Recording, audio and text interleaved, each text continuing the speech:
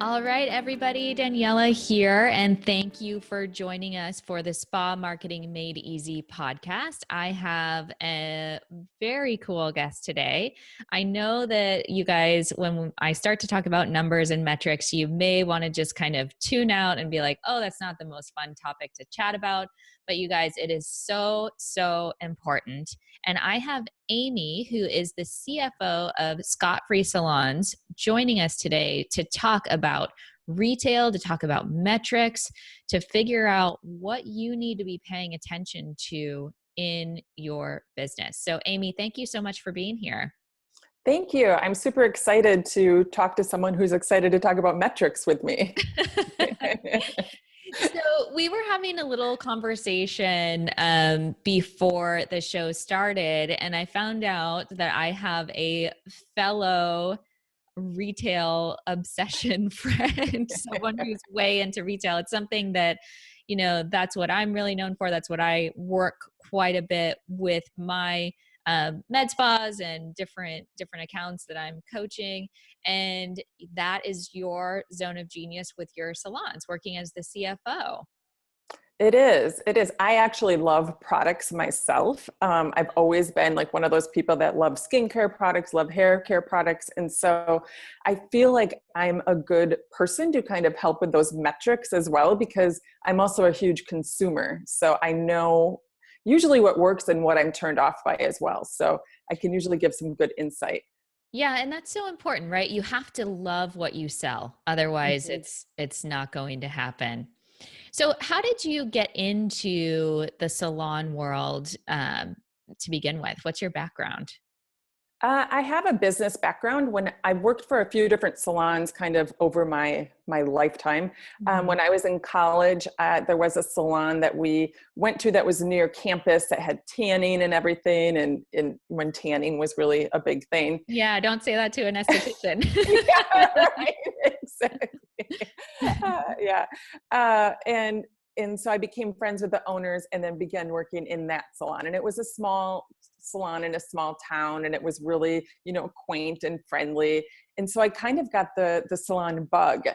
And then I moved to Milwaukee, where I currently lived, and I had no job. And so I was looking for my corporate job when I moved here, and there was a salon that was hiring a front desk person. So I took that job just to kind of make some money while I was looking for a job. Well, I fell in love with the salon, with the people, and ended up staying there for close to 5 years. I grew with the salon. They grew. And then eventually I did have to leave and kind of move on to my corporate job. Recently, a couple of years ago, I took on a CFO position with a salon that has a few locations, and was kind of able to get that salon bug, that I just love the environment and the people, because everyone's kind of mini entrepreneurs in there Mhm. in the salon. And so I was able to come on and start growing with the salon that I'm currently with. So it's been kind of a journey with different salons, just growing with I guess with the industry and with the size of the salon as well. Yeah, it's a wonderful industry. And I think that, salon and spa, we're so closely related. There's so much overlap. You'll see a lot of salons that actually that are doing aesthetics as well. I know in my previous life, when I was spa director for Belisante, which is a 3 location day spa, med spa in the Boston area, our Wellesley location did hair, and so it was kind of this merging of all the worlds. We did hair and nails there, and then other locations we did nails, skin, and massage. And and so it's this whole industry that is really just, I understand the draw. It's something that it's so nice to be, you feel like you're part of a family. It's a really great environment. People are typically in good moods when they come in, and one of my mentors, Matt Toronto, who owns Aesthetic Hair and Mint Aesthetics in Kansas City, he always says, we're not curing cancer here. We're making people feel good and look good and giving them confidence. And so we're really lucky to be in a situation like that where, our jobs are fun. They're very fun. Absolutely. Coming from an accounting background, and I worked in corporate a lot when I was working at a salon as well. It's a very different environment, and I much prefer the salon environment.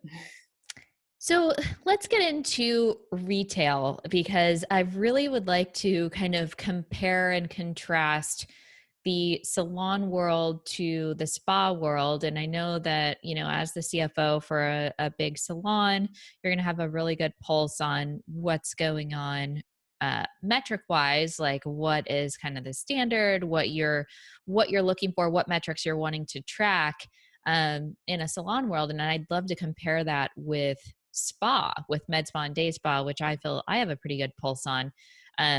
And that'll be really great information for, especially for those estheticians, maybe who are working in a salon environment or looking at booth rental or something like that to kind of gauge what they can expect.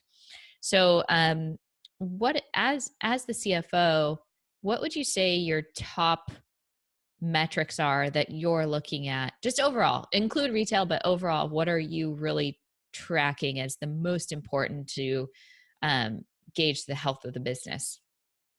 I think definitely client retention is something that we talk a lot about in the salon, Mm-hmm. especially because we have a lot of younger staff, and that's important for them to understand really as they're growing and as they start growing or getting their clientele, keeping that clientele. And then obviously the retail, like you just said, I have a lot of the younger girls that say they feel uncomfortable with selling retail when they're just starting out and maybe their friends are their clients, and it's really just overcoming that fear. Mm-hmm. And so I think those are really the two biggest metrics that we work on. And then obviously productivity, we call it productivity, but the percentage that they're booked versus how many hours they have available, Mm-hmm. that's a big number for us as well. And so what do you look at? What are some examples, like what's a healthy productivity and what's a healthy retail to service percentage for a salon? So for productivity, my kind of percentage is a minimum of 55%. So I need them to be booked a minimum of 55%. 85, I just looked this up, is industry standard for at least hair salons. I don't know what it's like for estheticians. And then retail is, my percentage is always 15% to service sales. That's kind of my goal, especially for the stylists that are just starting out in their first 3 years, I would say. And then I try to push that number up a little bit for the more experienced stylists that have been with the salon for a while. So what are you guys typically selling in a salon? So obviously there's shampoo, conditioner, hairspray. What am I missing? What other kind of products are you guys retailing? That's it for That's us. it? Yeah. Yeah. Mm-hmm. Mm-hmm. Okay. We do have a salon labeled biotin, but Mhm. it's like $11. So it's not like a huge thing, but it's something that we have a lot of clients using. So that's just another add-on. Mm-hmm. So in the spa world, um, so it kind of varies depending on which environment you're in. So if you're in a medical spa, um, your retail to service percentage that I always recommend is trying to hit 30%. Now, this is obviously different for estheticians and spas because we sell skincare regimens, which sometimes can have 4 or 5 different products in them, and they're obviously a bit more pricey than some of the shampoos and conditioners. I know I've been to a salon before and had some pretty expensive products. But in general, I think it's a fair statement to say that skincare kind of tends to be a little more pricey than hair care products. So for med spas, we try and shoot for that 30% retail to service. For day spas and for solo estheticians, we're really looking for a 50% retail to service percentage. So one of the things that I really enjoy talking about a marketing strategy, and this is something that I actually did when I was practicing, is forming that relationship between the esthetician and the hairstylist.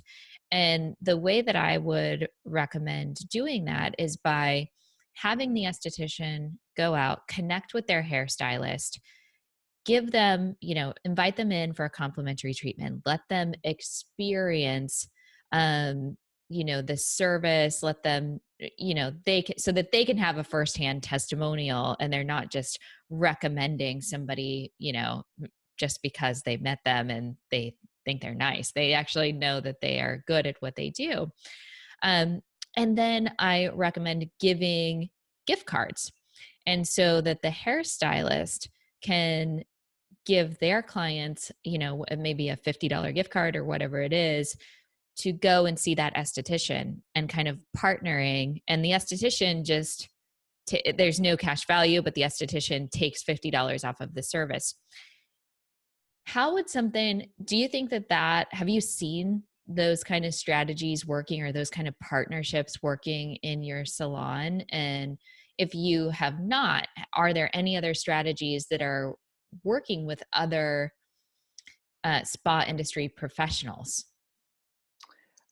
We actually have a spa that is located above us, and we've kind of partnered with them. So in two of our locations, they're part of us. So it's separate leases, separate business names. I mean, we're completely separate, but we've just kind of formed this partnership.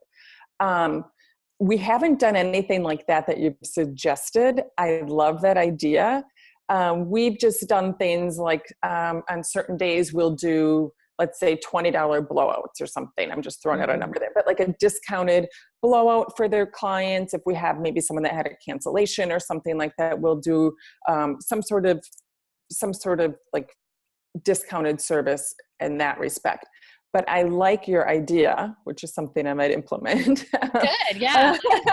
Let us know how it works. It's for me, I took that strategy when I was working at a med spa, and I would pass out gift cards, hairstylists, massage therapists, real estate agents, car dealerships, like any business that would have a clientele that had disposable income that could come in to see services. And it really, it's a win-win. So whenever I do, this was something that I have kind of taken with me throughout my career. Every decision that I make, it has to be good for the client, good for the esthetician, and good for the business. So you have to have a yes to all three of those before moving forward on a decision. And this promotional strategy, was a clear yes on all of them. And it's a great way that if you really build the right relationships, you have this just marketing team on the ground sending you people, which is amazing. It takes a lot of work to build and maintain the relationships, and obviously make sure that you're tracking those gift cards that are coming back in, because you want to take care of the people. It typically follows that 80-20 rule, where 20% of the people are sending in 80% of your clientele. So you obviously want to take care of those 20%. But yeah, it's a really cool strategy. I'd love, if you guys do implement it, I'd love to hear how it works for you. Yeah, absolutely. We do one thing with like restaurants and different other local businesses around us, just giving like discounted cards. Like it'll have the restaurant's name on it along with our name, and then it just has a discount. I don't know that it really gets us as much return or as much interest as something like you're mentioning, but just because there's more of a personal experience with it. And I feel like that's a better segue. Mm-hmm. Yeah. And you can easily do, you know, creating like a joint promotion where all blowouts, or all colors or whatever you're going to do gets a $50 gift card to this spa. And, the esthetician is obviously going to take the hit on the commission, but they're not paying that money on advertising, so it's getting the client in the door, and then it's the esthetician's job to keep them there, to kind of create that experience that is unforgettable for them, and be able to keep them coming back. Cool. So let's talk about client retention because you had mentioned that as one of your big metrics, and I often reference a study by Harvard Business Review that said a 5% increase in client retention can increase your profits by 25 to 95%, which, I feel like in the spa industry, and tell me if it's like this in the salon as well, so many professionals, they're only focused on getting new clients in the door. It's like you're running on this hamster wheel of how can I get more clients? How can I get more clients? But you're not paying attention to the one, we always see new client special and all of this stuff. But what about keeping the ones that you have and keeping them to, uh, you know, keeping them and increasing that customer lifetime value, offering them a wide variety of services, going deep with them rather than just, trying to push people through quickly. Um, so what are you guys looking at for client retention numbers, and what are you doing in a salon to kind of keep your clients there? So this is something that we're really focusing on, especially in the next couple of months. Hmm. Like I said, we have a younger staff, and so it's really important that we retain the clients that either the salon is just getting or that they're bringing in themselves. And we kind of reached this height where we become kind of the top salon in our area. And Hmm. now my goal is, how do we maintain that? How do we get it so that clients still want to come to us, and we look innovative. We're doing things that clients want, and that's going to keep them coming back, whether it's on a salon as a whole perspective or individually making sure that each stylist is trained and doing what they need to do to maintain the client once they're in their chair. So it's really become, and this is something that's going to become even a bigger focus for us the next 6 months, is really honing that in, especially as we're expanding with more locations. So even just things like maybe freshening up the salon, making it more inviting, doing more training. And we send staff to New York Fashion Week. Clients love that. Clients love to hear about it. They think it's cool, and they like to see the social media pictures from that. So even just things like that, sending stylists to training really keeps our clientele engaged and wanting to come back as well. As far as like the numbers, it's something that I work on individually because it really varies. I feel like we have kind of just like a wide variety of not older in age, but like staff that has been doing hair for a while. More And then we experience. have more experience. And then this younger staff too, that's new to the industry and new to the floor, which is really exciting as well. So I try to really keep them both motivated as far as taking more clients, even though sometimes for the more experienced, they have less ability to take new clients as well. So you mentioned sending your staff to New York Fashion Week and how that was really great for you on social media and how that generated, interest and just it's pretty cool content to have on your social media. How much would you say you guys rely on social media to generate interest in the business and really create your brand? Like how much attention do you pay to your social media accounts? We have a dedicated social media person that we pay to keep our Facebook updated and that manages our Instagram account. So the stylists send pictures and content to her, and then she's in charge of managing it.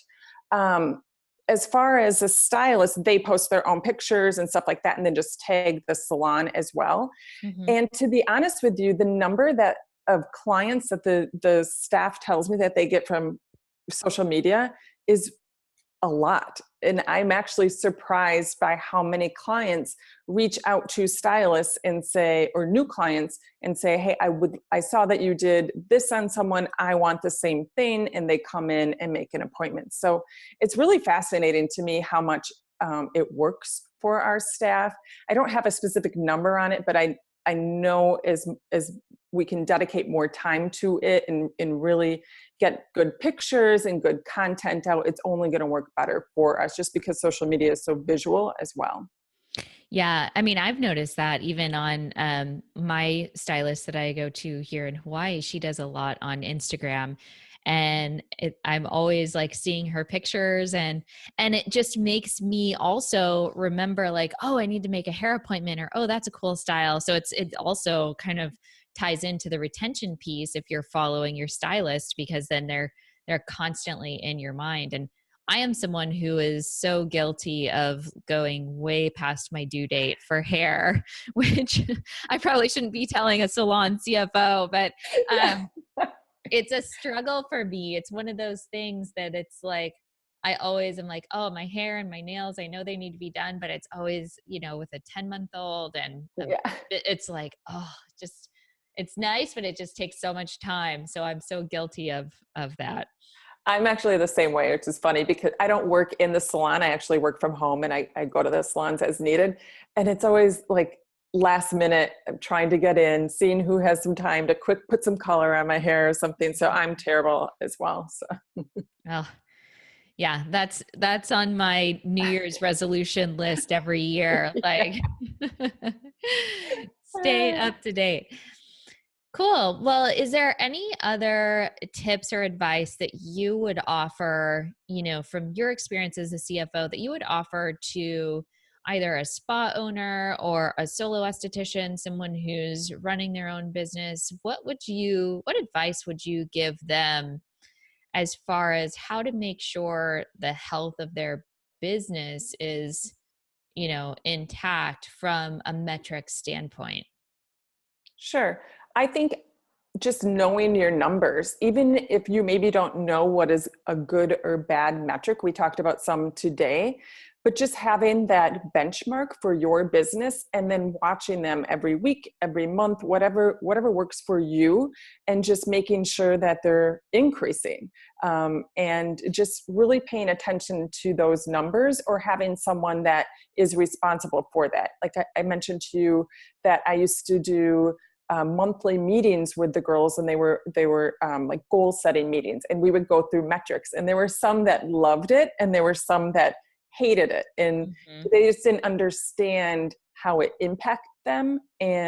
But then I had the girls that would text me and they'd be like, I sold 3 products today. They'd be like so excited, so once they have that goal and they understand it, and they understand that it's not really that hard, and it's just typically a confidence thing or learning something new, that they really love the rewards of it. So really, it's just a matter of kind of knowing what your benchmark metrics are, and then figuring out what you need to do to always make them better.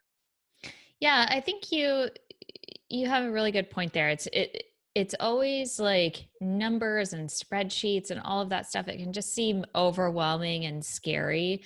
But if you just kind of face it and just say, all right, I'm going to just track these 3 metrics. Like, that's where I'm starting, and I would definitely recommend um, retail to service percentage, client retention, and then, like you said, productivity, because we can feel like we're really busy and really booked, but we can then look at our schedule and be like, wow, I actually have a lot of gaps, that I need to fill, because maybe you're really booked on certain days, but certain days you're not. So starting with something simple like that, just tracking those 3 metrics, you can do that super easy in an Excel spreadsheet.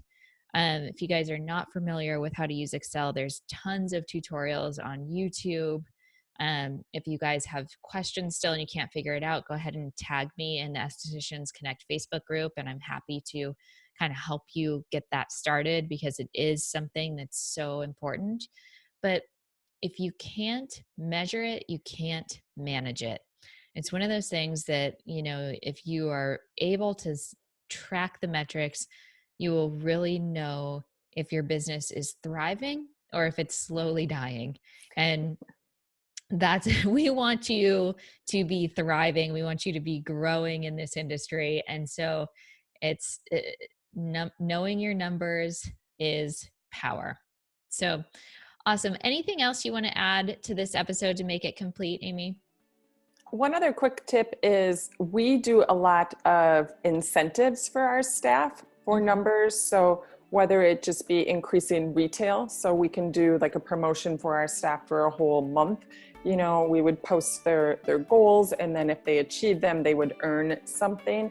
That seems to work really well, if just even to kind of get them going as far as knowing their numbers and understanding, you know, my paycheck's bigger now because I'm getting maybe commission on that retail, and now I'm getting some sort of incentive as well. But that usually works really well for us. I love that. Yeah. Yeah. Who doesn't like a nice incentive for hitting their numbers? I'll take it. Wonderful. Well, thank you so much for your time and your expertise. And I think that your information that you shared here is really going to help some of the estheticians out there. So thank you again. All right. Thank you.